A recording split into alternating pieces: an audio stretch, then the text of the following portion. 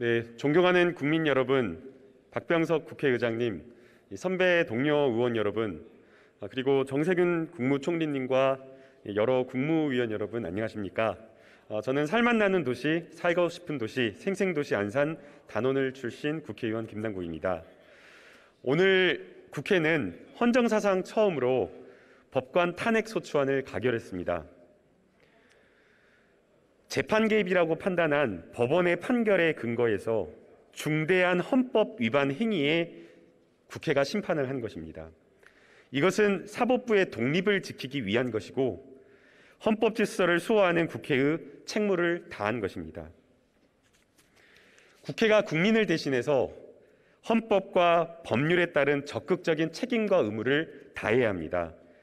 국회가 정부의 개혁 과제를 챙기고 민생 입법들을 챙기는 일하는 국회가 되도록 하겠습니다. 그런 차원에서 몇 가지 질문을 국무위원들께 질문하도록 하겠습니다. 먼저 법무부 장관님께 질문 드리고 싶습니다. 법무부 장관님 좀 나와 주십시오.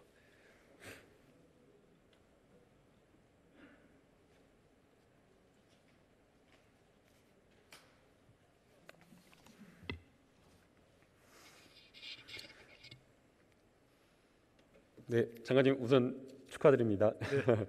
네. 네, 취임하시고 나서 굉장히 많은 일들이 해야 할 일이 많아서 정신없이 바쁘실 텐데요. 장관님 민정비서관으로도 과거에 근무하셨었고 또 문재인 민정수석을 또 이렇게 노무현 정부에서 이렇게 모시면서 여러 이제 검찰 개혁에 대한 많은 고민과 여러 이제 개혁에 대한 의지를 좀 가지고 있으실 것으로 생각이 되는데요. 다시 한번 좀 장관으로서 검찰 개혁에 대한 의지를 조금 한번 국민들께 이야기해 주시면 좋을 것 같습니다.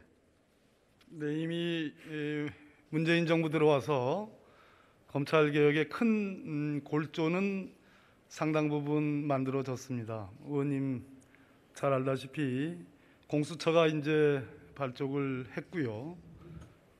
이제 공수처 검사들, 수사관들 인선이 끝나면 조만간 사실상의 수사를 개시할 수 있게 될 겁니다.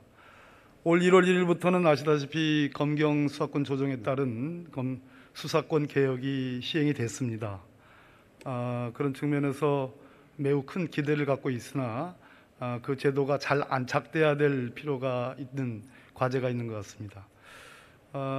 대통령께서 하신 말씀 중에 검사들과 함께하는 그러한 검찰 개혁을 강조를 했습니다. 또 수사권 개혁에 따른 국가 범죄 수사 대응 능력에 어떤 공백이나 후퇴는 있어서는 안 되겠다 이런 말씀도 했습니다. 저는 검찰 개혁이 이제 마무리 투수로서 말 그대로 제도를 잘 안착시키고 궁극적으로는 검사들이 변해야 된다. 검사들이 변하기 위해서는 검사들이 취급하는 업무의 성격이 변해야 된다는 그런 생각을 갖고 있습니다. 그래서 최종적으로 결국 인권보호 적법 절차를 통해서 검사들이 인권보호관, 사법통제관으로서 역할을 제대로 하는 것이 검찰개혁의 마지막이 아닌가 그런 생각을 해봅니다. 네, 그 대통령께서 강조하신 검사들과 함께하는 검찰 개혁이 되어야 된다. 아마 대통령께서 매번 강조하신 검찰이 개혁의 주체로 나서달라라는 그 말과 같은 뜻으로 좀 생각이 되는데요. 검사들과 함께하는 검찰 개혁을 어떻게 좀 구체적으로 장관으로서 법무부 장관으로서 생각하고 계신지 좀 구체적인 이야기를 좀. 우리 검찰이 정의를 얘기합니다. 상당 부분 지난 반세기 이상 우리 검찰 제도가 국가의 중요한 기능으로 작용하면서 공도 많았습니다. 그러나 몇몇 사건들에 있어서 과를 비판하는 국민들의 여론이 비등했고 그것이 지난 20년 동안 검찰 개혁이라는 대통령 선거 때마다 주요한 여야를 막론하고 대통령 후보들의 공약이었습니다. 그런 측면에서 궁극적으로 우리 검사들이 바뀌어야 된다. 그 바뀌기 위해서는 저는 아까 말씀드린 인권보호와 적법 절차, 마지막으로는 법무부 장관이 직접 현장에 나가서 검사들과 소통함으로써 설득이 쉽지는 않다고 생각합니다. 그러나 대통령께도 드린 말씀인데요. 이해를 시키는 차원에서 시작을 해보려 합니다.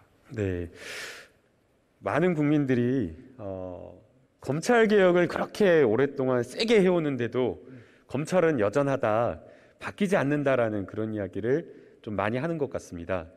그래서 정말 검찰 개혁이라고 하는 것이 단순히 제도적 개혁에 그치는 것이 아니라 검찰 조직 문화가 바뀌어야 되고 사람이 바뀌어야 되고 검사들 생각, 수사관들 생각이 바뀌면서 검찰 전반적인 문화가 바뀌어야 된다라고 생각이 드는데요. 이제 그 중에 여러 가지 것들이 있겠지만 또 하나 중요한 것이 인사라고 생각이 됩니다. 언론에서 굉장히 많은 그 인사와 관련된 보도가 쏟아지고 있는데 장관님 기사 보셨나요? 네, 아무래도 예. 왜 이렇게 그 언론에서 이 인사와 관련된 부분에 관심을 갖는 거라고 생각하시나요? 그건 검찰만의 특수성은 아니라고 보여지고요. 우리나라 모든 국가기관, 공공기관의 공직자들이 당연히 인사에 신경을 쓰는 건 당연하고요. 다만 검찰 인사와 관련해서는 과거 많은 빛과 그림자가 있었습니다.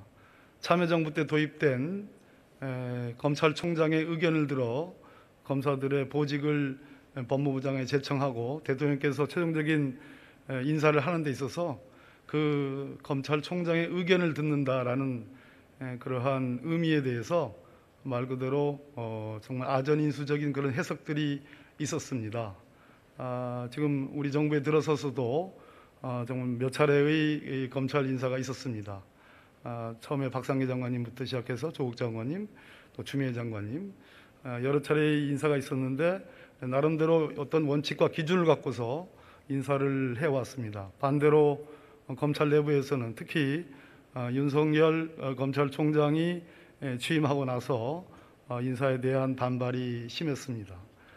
법을 법대로 그냥 곧이곧대로 해석하는 것이 이러한 모순관계, 갈등관계를 해석하는 해결하는 방법이라고 생각하고 저는 말 그대로 의견을 들어라고 돼 있기 때문에 그것은 협의라는 개념보다는 좀 좁게 해석을 합니다. 그래서 그저께 만났고요.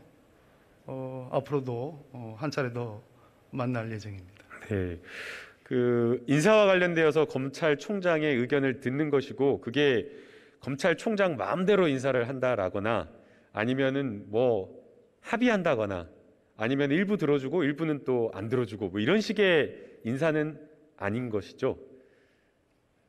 네, 의견을 들어라는 부분에 있어서 확실하게 법무부와 검찰 사이에서 장관과 총장 사이에서 이견이 있는 것은 맞는 것 같습니다. 그러나 궁극적으로 제청 권자는 법무부 장관이기 때문에 저는 법문에 충실하려 합니다. 예, 검사에 대한 인사는 분명하게 제청권을 법무부 장관이 가지고 있고 대통령이 인사를 하시는 것이기 때문에 그 점 반드시 잊지 말아야 된다고 생각이 듭니다. 이번 인사의 그 기준과 원칙이 결국 검찰 개혁의 방향 그리고 검찰이 나아가야 될 미래상을 저는 그린다고 봅니다. 거기에 대한 법무부 장관님의 원칙 간단하게 좀 말씀해 주십시오. 제가 대통령님으로부터 부여받은 사명은 검찰 개혁이었습니다. 인사도 그 검찰 개혁이라는 법무부 장관 지명에 대통령 뜻을 구현하는 좋은 수단이라고 생각합니다.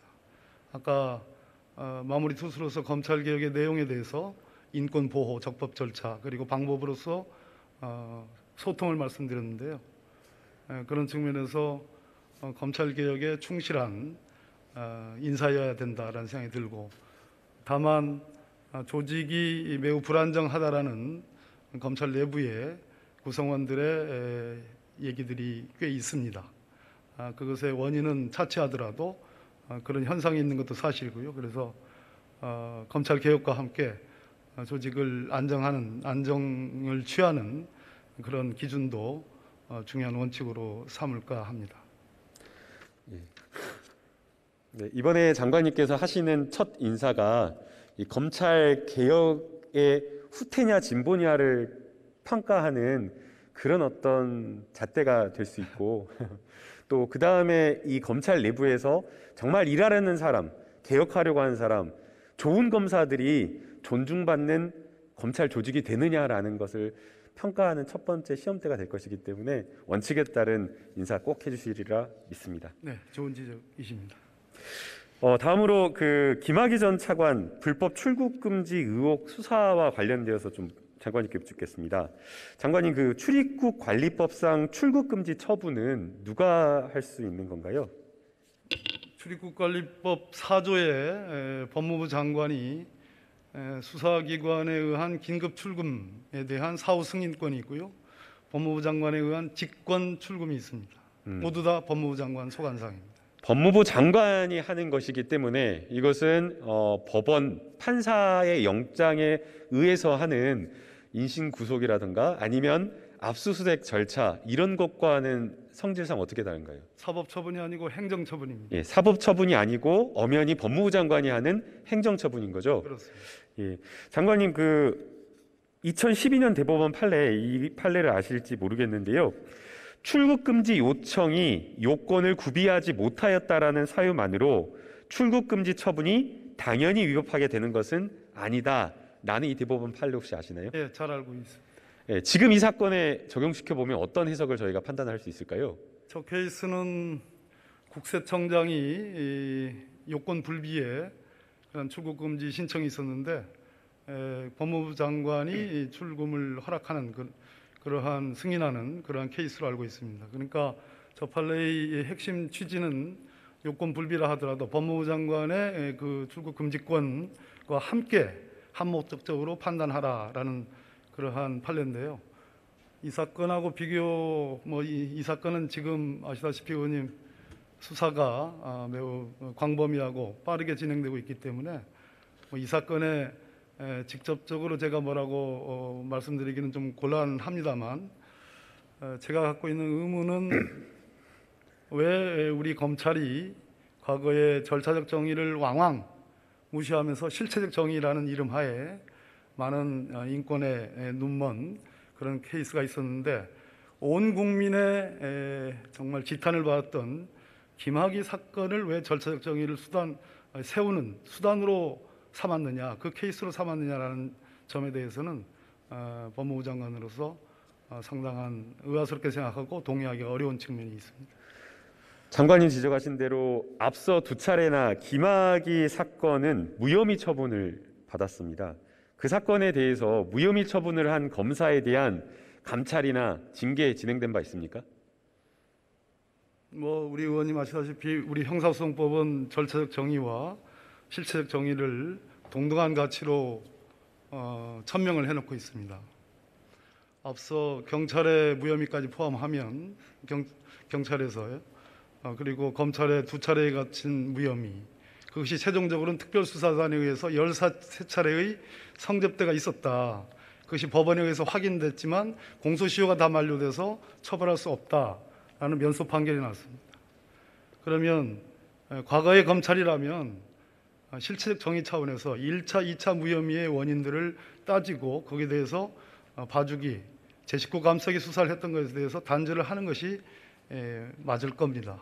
그런데 그 부분에 대해서는 온데간데 진실은 없고 절차적 정의, 즉 출금 사건의 절차 또 그와 관련된 여러 가지 주위의 사정들에 대한 수사를 하는 걸 보면서 제가 그것이 옳다 그르다를 떠나서 왜 이 케이스냐라는 그러한 의문을 갖고 있습니다. 많은 국민들도 이해를 할 수 없다라고 이렇게 이야기를 하고 있는데요. 이게 선택적 수사 아니냐, 심지어는 보복 수사 아니냐라는 의심을 할 수밖에 없습니다. 출국 금지 과정에서 법무부와 그리고 법무부 장관 그리고 당시의 대검 검찰총장까지도 보고가 되고 이러한 것들이 되는 것이 당연히 맞기 때문에 만약 수사 대상에 누군가가 오른다라고 한다면 그 보고 라인에 있는 사람 전반을 다 수사하고 살피는 게 맞는데 우리 언론이나 지금 수사 대상으로 거론되는 사람은 딱 그 결재했다라고 하는 문제가 된다라고 하는 그 두 사람, 특정한 두 사람만 찍어가지고 수사를 하고 있기 때문에 이게 선택적 수사 아니냐, 보복 수사 아니냐라는 이런 의심을 갖게 됩니다. 여기에 대해서 장관님 어떻게 생각하시나요? 수사 지휘권을 갖고 있는 법무부 장관으로서 지금 의원님 지적하신 그 부분은 수사 현안과 너무 가까운 본질적인 측면이라 제가 언급하기는 적절하지 않은 것 같습니다. 네, 그리고 국민권익위에 제출된 서류에 수사 기록이 거의 통째로 유출됐다라고 보이는 굉장히 기밀성이 높은 자료들까지 함께 포함됐다라고 합니다. 여기에 대해서 현재 법무부가 기밀 유출 혐의에 대한 수사나 검토 이거 어떻게 되고 있는지 확인하고 계시나요? 네, 그 부분 역시 아주 예민한 수사 현안인 것 같습니다. 그 부분 답하기가 좀 곤란한 그런 부분이 있는데요. 아무튼 제가 의문으로 삼고 있는 점은 순서상 특정 정당의 제보가 있었던 것 같고 국민권익위에 또 제보가 있었죠. 그래서 지금 질문은 공익제보자에 해당하느냐, 그거와 같은 궤를 같이 하는 거 아니겠습니까? 그 부분은 전현희 국민권익위원장께서 인터뷰 중에 언급한 부분이 있기 때문에 그것으로 가름하도록 하겠습니다. 네, 이 부분도 좀 제대로 좀 살펴봐 주셨으면 좋겠습니다. 최근 이틀 전 보도된 사건입니다. 이틀 전 보도된 사건이 아니라 작년 1월경에 보도된 사건이 후속 보도가 또 나왔습니다. 한명숙 전 국무총리 사건에 있어서 위증교사가 있었다라는 것이 감찰에 의해서 일부 확인되었다라는 내용입니다. 물론 검찰 수사관은 위증교사 의혹 자체로 확인한 것은 아니지만 증언 연습을 했다라는 부분이 확실하게 확인이 된 것 같습니다. 객관적 자료에 의해서 출정 기록 그리고 검사실에 계속 출입했던 부분 그리고 그 검사실에서 구체적으로 증언 연습을 했다라는 이런 진술이 확보되었는데 이게 만약 사실이다라고 한다면 정말 심각한 사안 아닙니까? 네, 아까 홍영표 의원님께서도 지적하신 부분인데요. 매우 부적절하죠. 그게 사실이라면. 대검 감찰부에서 지금 감찰하는 사안이기 때문에 감찰 의지를 갖고 들여다볼 것으로 기대하고 있습니다. 법정 진술과 증인이 검찰에서 진술한 내용이 굉장히 상이하게 달라졌다. 검찰에서는 전혀 모른다고 진술했다가 법정에 가서 굉장히 새로운 사실들을 구체적으로 진술을 했다. 이러면 어떤 문제가 있는 겁니까? 왕왕 사건들이 이 사건에서 초기에 수사기관에서의 진술과 수사기관의 이제 기소 단계에서의 진술은 많은 변화들이 있고요. 더 무르익는다는 표현도 쓰고 또 법정에서의 증언도 또 많이 달라집니다. 그래서 그것은 흔히 보는 현상인데요. 이 사건과 관련해서는 그것이 어떤 의미를 갖는지는 조금 더 들여다봐야 되지 않나 싶습니다. 일반적으로 증언하는 사람의 진술이 달라진 것과는 이게 완전히 다르죠. 이 사건은 법정에 가서 진술을 그냥 자연스럽게 자의로 한 것이 아니라 증언하러 가기 전에 수사기관에 가서 계속해서 수사관과 검사와 상의하면서 진술 내용을 연습했다라는 게 문제가 있다는 겁니다. 만약에 이게 정말 거짓된 진술을 시켰다라고 하면 어떤 죄가 성립하는 겁니까? 법원의 무죄 판결 중에 왕왕 저도 뭐 그렇게 쓴 경우도 있습니다만 초기 진술과 점점 수사를 진행하면서 진술이 구체화되고 명확화되고 법정에 와서는 또 달라지고 하는 것들을 진술의 일관성을 잃었다 해서 그 진술의 신빙성을 배척해서 무죄가 되는 경우도 왕왕 있습니다. 그런데 이 사건에 그것을 대입을 해야 되는 사건인지는 너무 구체적이어서 제가 좀 답변하기는 좀 곤란합니다. 이 사건 어떤 범죄 혐의로 고소 고발된지 아십니까? 예, 물론 어떤 범죄로 고소 고발됐죠? 저에게도 중요한 만약 범죄가 성립을 한다면 모해 위증죄나 모해 위증 교사가 성립될 것 같습니다. 공소시효 10년이라고 하고 있기 때문에 증언 날짜에 맞춰보면 2021년 3월 23일 공소시효가 얼마 남지 않았습니다. 이 문제 제기된 게 1년 전입니다. 1년 동안 수사 손 놓고 있다가 아무것도 수사 안 한다는 거 말이 됩니까? 수사를 손 놓고 있었던 게 아니고요. 의원님이 법무부에 이게 민원으로 들어왔는데 법무부에서 대검 감찰부로 이첩을 했습니다. 근데 그 과정에서 서울중앙지검의 인권감독관실로 가는 과정에서 여러 잡음이 있었다는 건 아실 겁니다. 그런 측면으로 이해해 주시면 좋겠습니다. 고소고발도 들어간 것으로 알고 있기 때문에 감찰과 별개로 수사도 진행되는 게 맞다라고 생각하는데 어떻게 보십니까? 그 지점까지 살펴보도록 하겠습니다. 앞서 김학의 전 차관 출국 금지 사건은 대대적으로 수사팀을 꾸려서 수사를 하고 더 심각한 검찰의 인권 침해 사건, 심지어는 거짓으로 사건을 만들어냈다라고 하는 매우 심각한 사건을 이렇게 1년 동안 손 놓고 있다라는 거 있을 수 있는 일입니까? 네, 뭐 의원님 지적에 상당 부분 공감을 표하면서요. 네, 적극적으로 죄가 정말 된다라고 한다면, 범죄가 된다면 공소시효를 넘기지 않고 반드시 기소를 할 수 있도록 해주시기 바랍니다. 살펴보도록 하겠습니다. 네. 한동훈 전 검사장 검언 유착 관련 사건을 좀 질문드리고 싶습니다. 인사청문회 과정에서도 이렇게 질문이 나왔었는데요. 한동훈 전 검사장의 휴대폰 포렌식 아직도 이루어지고 있지 않은 이유가 뭡니까?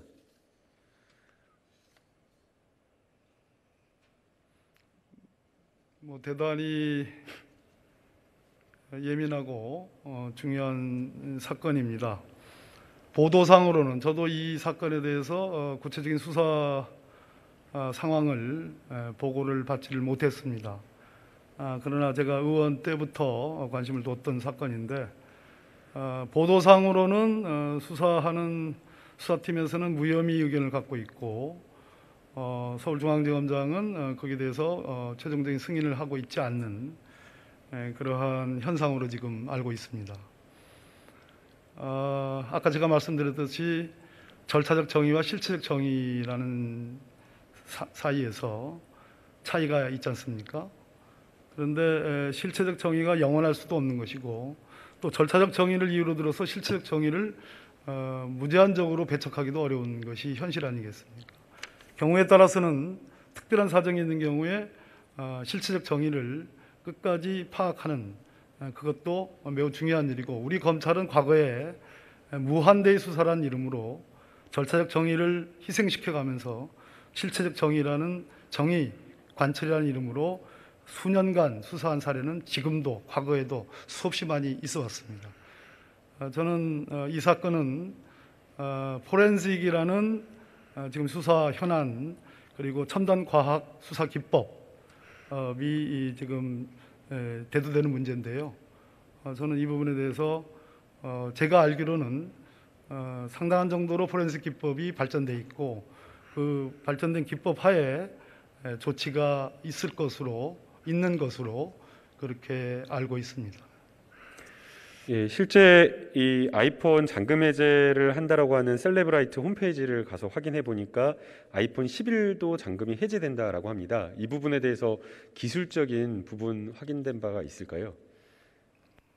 의원님 때문에 제가 알게 된 겁니다.